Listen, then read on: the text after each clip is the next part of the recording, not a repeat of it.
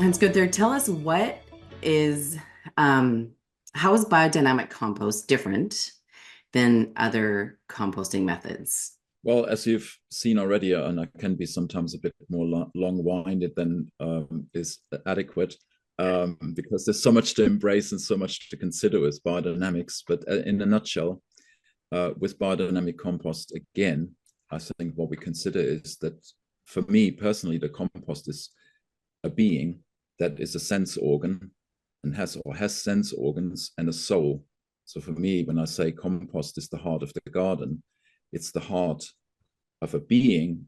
If you think of that heap like a cow or like an animal, it has sense organs. And we put those sense organs in by bringing plants that have experienced the whole cosmos and the weather and the soil and the environment, everything through the previous year. We put those materials together and then we allow it to go through a whole evolution.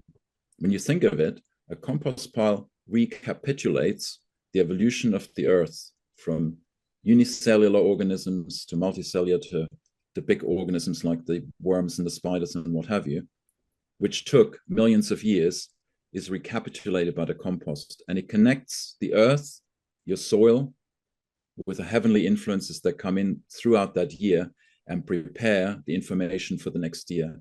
So that's kind of a little bit like, for me as a human being, I go to school and I'm primed to be prepared for the whole year in a practical way, to prepare to going out in the garden and giving my best to the garden with the seeds and the sowing and the cultivation and everything else. That's what the compost does as a being inwardly as we prepare it and pile it up in the garden, which that does not happen if you just throw organic matter like the forest does onto the topsoil. And we don't add biodynamic preparations, which on top of it, we use those. So the compost pile is really it's for me an educator for the next year's crop.